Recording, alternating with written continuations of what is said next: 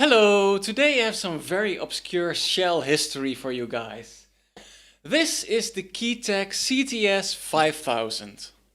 Now the name Keytek may not ring a bell immediately, and that's because Keytek was a moniker for Siel and Gibson working together. Unfortunately for both of them, this joint venture was a final nail in the coffin for Siel.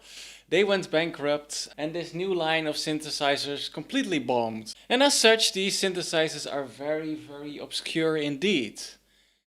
Now what I want to do in this video is go in and do a little bit of an archaeological dive into the history, the technology, the hardware, the software, and hopefully unravel some of the mystery surrounding these machines. So first a bit of history. Due to the enormous success of Yamaha's DX7, the synth market became a rather hostile place for Siel, plummeting their sales. This prompted Gibson to buy Siel, since Gibson was very eager to enter the synth market and they were hoping that Siel's engineers would come up with something new and exciting. After all, they did design some very popular synths in the past. My guess is that Gibson saw how successful Yamaha was with buying up Korg, resulting in the M1 and the Wave Station. In the case of Gibson and Siel, this unfortunately resulted in the Keytek series.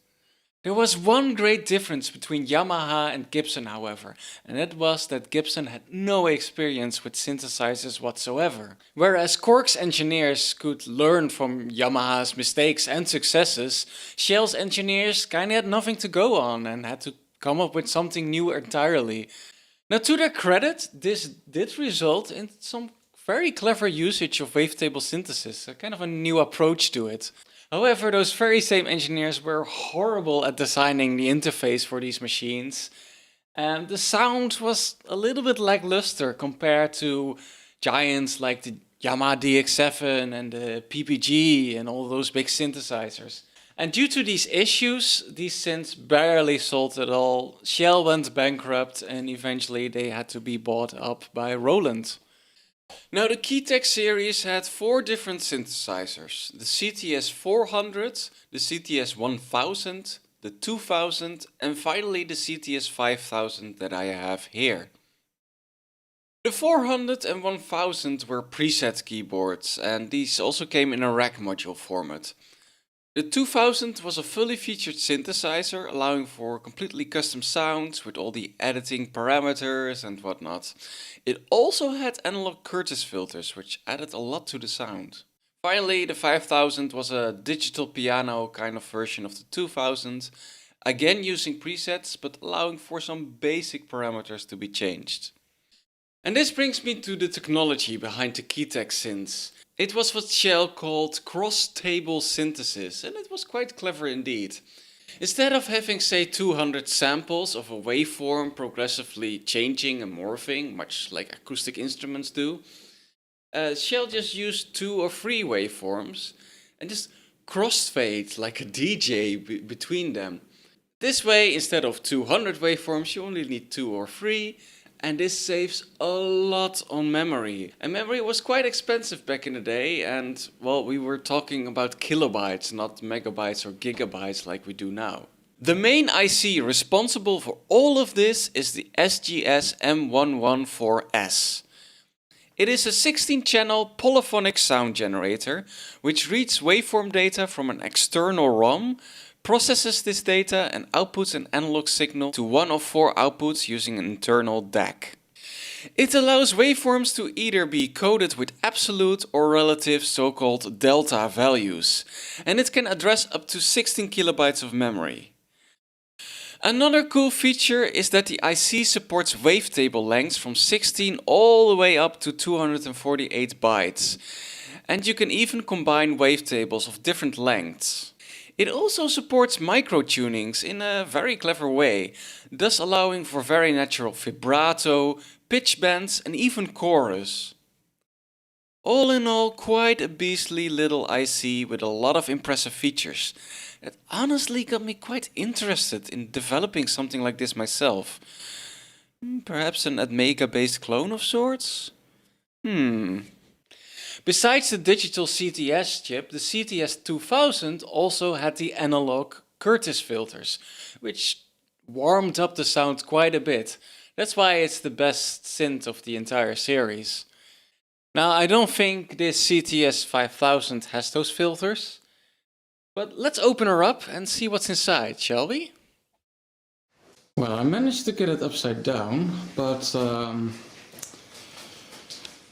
it does take up a desk and a half. Okay, I do believe it is screwdriver time. Yeah. Now I'm going to guess that these inner screws, of which a few are missing, actually hold the keypad in place. But I just want to have the top panel. I want to remove that so I can access the internals. Actually, it looks like most of the screws are missing. So that's... I'm going to need to find some replacements for those. Now this thing has been sitting in the studio, that I understood in, it was owned by one guy who had it for years. Eventually it's found its way to me, so yeah. A lot of dirt and grime on there. Let's see if we can do something about that before we flip it over. Oh god, it's like gum and stuff. That's pretty gross. Anyone familiar with Profi music? Probably in the Netherlands. There are old stickers still on here. I never heard of them. Okay, I'm gonna open it up now. It was just the outermost screws, mostly on the sides and on the back here. Just a few screws, and this separate section just lifts off like this. Ta-da! There we go. Ooh, careful. We're in like the proverbial Flynn. That's actually a lot more electronics than I expected. Oh. Okay, let's change the camera view and take a closer look. Okay, so it is the next morning. I actually spent a lot of time debugging this thing already, but I wanted to wait with filming and explaining the internals once I got more of a grasp on them. So let's start on the right side here. We have the power supply. Of course we see the transformer all the way to the right here. Then the first thing we notice is this strange metal can. This confused me quite a bit at first. I was like, what is this? Well, this is actually the power input and the fuse. For some reason they put it in a little grounded metal box. I guess they were having issues with noise or something and they solved it this way. Now next up is the power supply board. You may first notice there's a lot of text on here, and that's all my notes from debugging this. So this power supply board supplies 4 power rails. There is plus and minus 12 volts, which is these 2 regulators over here. This is an LM317, this one too. And this is an LM337, I believe.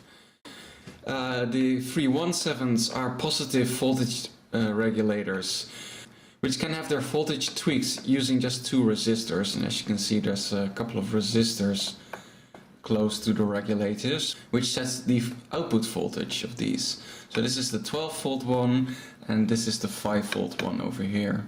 Now the 337 is basically the exact same thing, but instead of a positive voltage it generates a negative voltage, and this one is responsible for the minus 12 volt. Finally, directly from these rectifier diodes there is a 14 volt DC voltage which goes straight to the connectors here. Now someone with a keen eye will notice that there's missing components here. I noticed this when I flipped the board around and I saw all these traces which were even soldered, but no components. So I was like, did someone just remove the components and just left it like this? But no, these components are actually for the CTS-5000, which has an extra power rail situated here. And it's actually connected to pin 1 of these connectors as well. You can already see my confusion with this question mark over here. But yeah, that power rail is not used in the CTS-5000, but they still use the same PCB and the same connectors and everything, so they just left it unpopulated. Yeah, it saves money on production. Now the reason I have all these notes here, because I wanted to test this circuit board while it was running. I disconnected these two connectors just in case something went wrong, and I didn't want to damage all the precious digital stuff on the left here, because that would be very hard to replace. And I just started measuring all these voltage rails, test points basically. For reference, there's a little ground pin here, so if you are measuring your power supply in your Keytek synth, you can use this as the ground reference point. Now the issue with this power supply board was a little bit odd. I measured all the voltages and they seemed just fine. But suddenly the 14 volt and the 5 volt rails both died at the same time. So I traced along the circuit, trying to see where it went wrong. I noticed that from these rectifier diodes, there is the 14 volt power rail, which goes to the connector, but it also goes to this 5 volt regulator. Since both the 14 volt and the 5 volt rails died at the same time, I could discern that there was an issue somewhere over here. Again, this is where the voltage rail 14 volt splits off to 14 volt connector and to the 5 volt. I couldn't find anything wrong with the components here, but my guess was that there was a cracked solder joint somewhere. Some of these solder joints looked a little bit dodgy, so I just reflowed them and it seems to be working fine now. The second board in the synthesizer is the digital control board. This has a 68HC11 8-bit microprocessor, which handles all the control input and output. We have a 16 kilobyte ROM here, which holds the firmware. We have an 8 kilobyte RAM here, which is the memory for the processor. And we have a mystery chip. What I'm going to guess, it may be a keyboard matrix scanning chip. Furthermore, there's lots of glue logic going on here. Some few analog parts, which I'm going to guess are for control voltages for the analog side of the synthesizer. You can also see the MIDI in, through and out connectors, as well as the sustain pedal. Now another thing I noticed on the microprocessor board is this battery. I'm going to guess this is a backup battery for the RAM. It does look fairly new, but I don't entirely trust it. So I might want to pop this out, check if there's any corrosion under there, because battery leakage is very much an electronics killer and I don't want that to happen. Another thing I really want to do is pop these ROMs out, this one and these four, and dump their contents on my computer. Most of these components I could replace.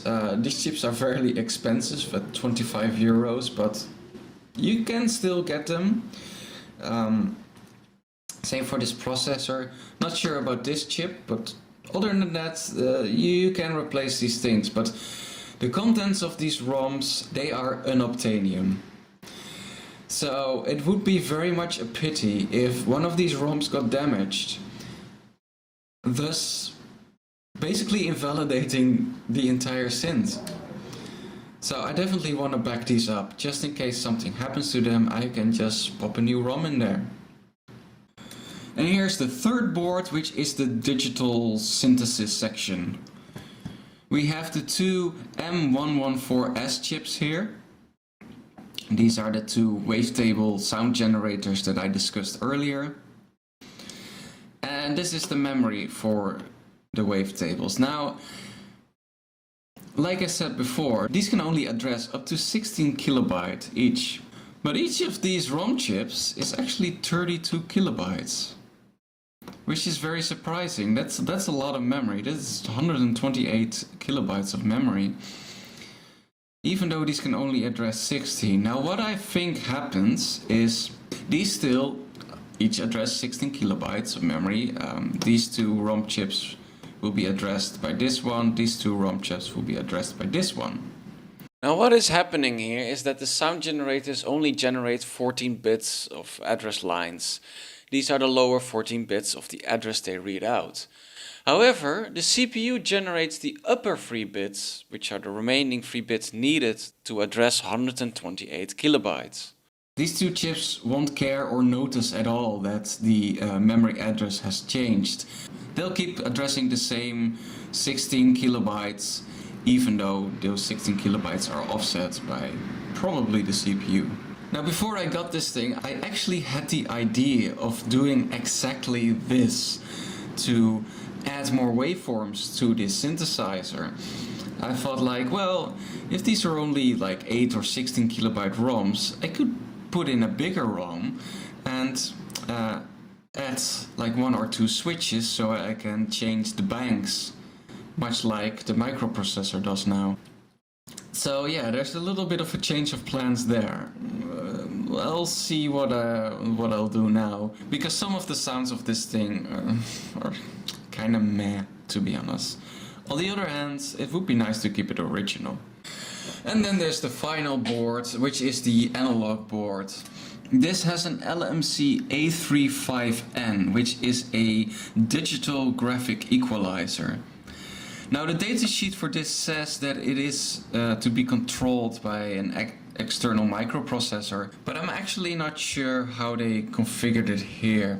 There is a cable going to the front panel here, and there does seem to be some stuff going on here. Here we have the sliders for the graphic equalizer of the front panel, and there's also an additional cable going to the microprocessor board. So I'm not sure how they configured this, but well, this is the graphic equalizer. There's also 8 dual op amps in here, which are NE 5532s. I'm going to guess these have something to do with the 8 equalizer bands. Furthermore, there actually is a Curtis chip in here, but it's a VCA chip. I'm going to guess that this chip is responsible for the tremolo effect. And finally we have all the output connectors on the back here. These connectors do look a little bit grody. I might need to clean them up a little bit. Okay, so I took the top panel off, just removed those 3 connectors, and it all comes apart. So this thing is very serviceable. I love products from the 80s because of this. The serviceability is so great, but it needs a cleanup. When I tested it, I noticed that the keys weren't all working that well. There were a couple keys here that don't work at all, so there may be something broken there. And it's just very grody on the inside. So yeah, I think it would be a good idea to give it a good old cleanup.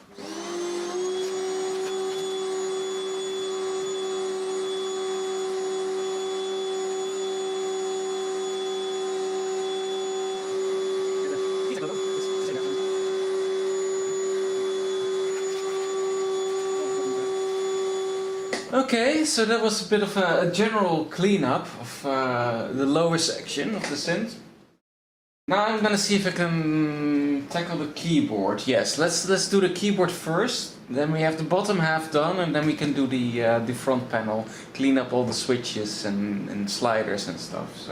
So before I begin, I'll make sure to remove this connector, so that I can't accidentally tug on that as I remove the keypad. Okay, I shouldn't forget to clean up these connectors over here. So what I'm gonna do is I'm gonna spray some contact spray on there and plug a jack plug, like kind of plug it in and out in there to loosen up all the crap.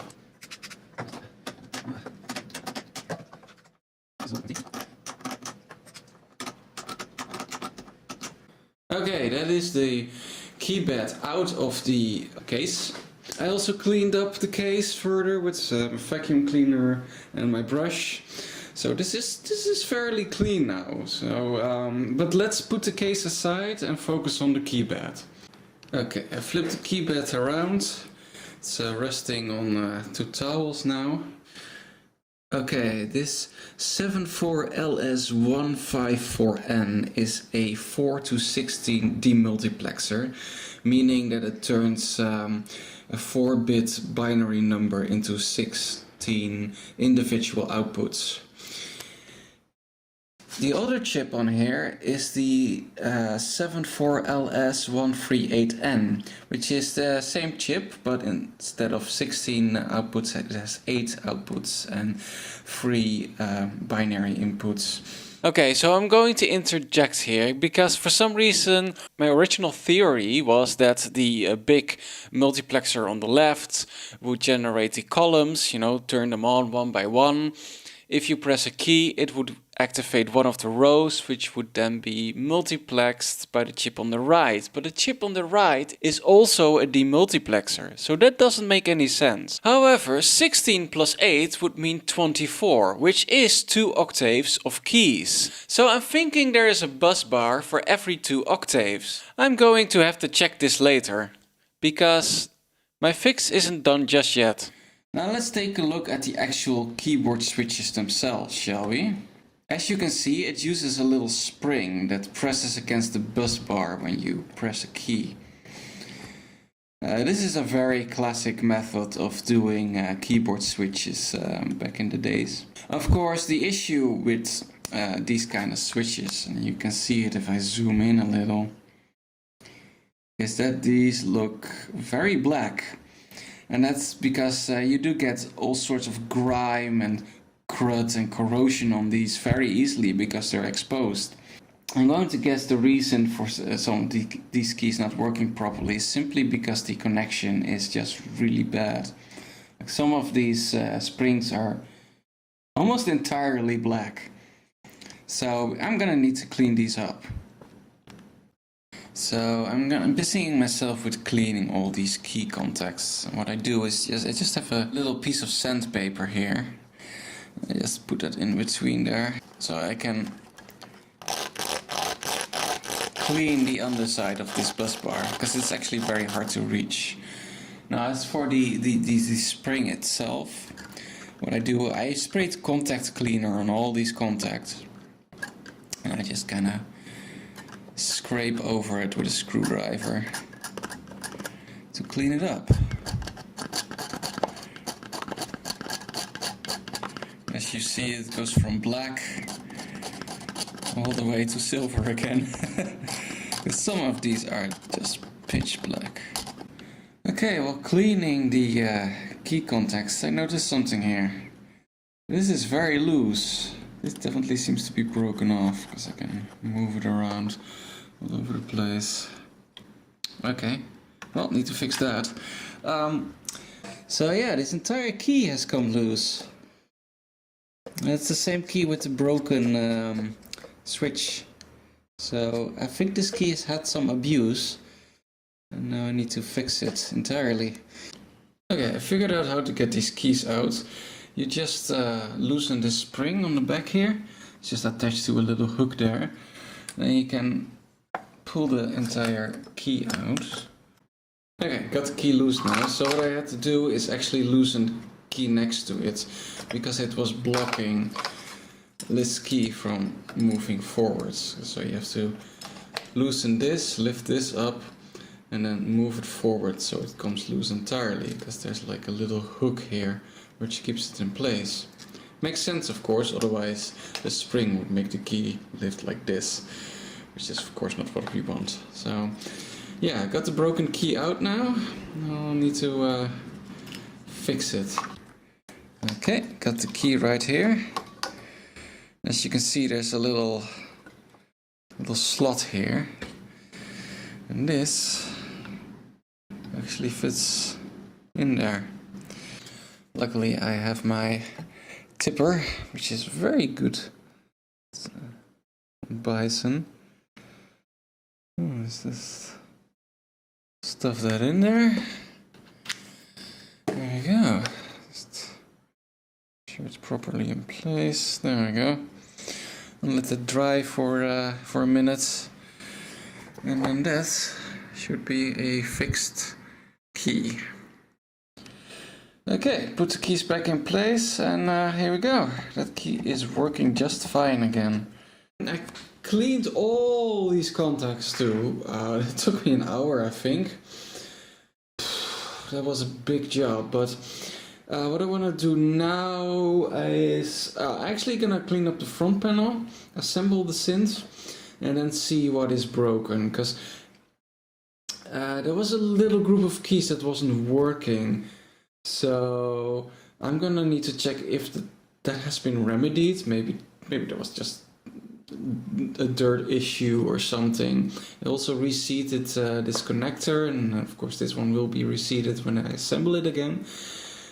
Maybe there was a bad connection in here. It could also be, definitely was one little group, which makes me think it was an issue with either, yeah, it would be an issue with a column then, which could of course be caused here, or it could be caused here, or it could be caused here. Okay, we be looking at the front panel now. So this chip over here is a 7-segment display controller, which goes here to the, I'm gonna guess this is the 7-segment display over here. So, and there's also a power transistor here, probably to deliver some power to this board or something. Not sure why that is there, but yeah. Now this is a big old piece of copper that they just slapped on there, and it's tied to ground, as you can see here. I have no idea why that's there. There's nothing on the other side of this. So yeah, why is that? It almost looks like a capacitance sensor kind of ordeal, but yeah, this is tied to ground, so it's not that. So why is there a big slab of copper here? Is it because of EMF and they just solved it like this? Weird, just weird.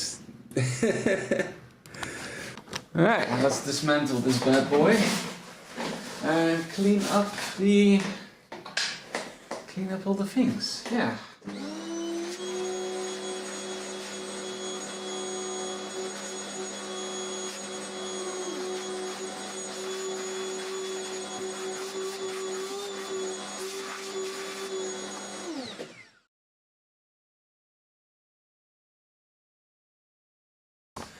Well, I suppose this is the moment of truth. Let's see if it turns on. It doesn't. Okay. And that is because I didn't plug in the power cord. So let's do that first. Yeah, there we go. We have some lights. And we have sound. We turn it up.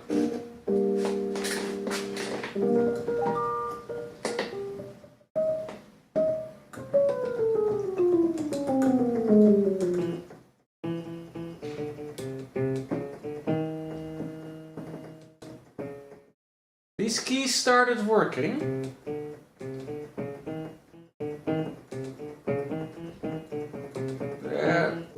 It's improving, but yeah, it's definitely still a bit of a contact issue here going with these keys.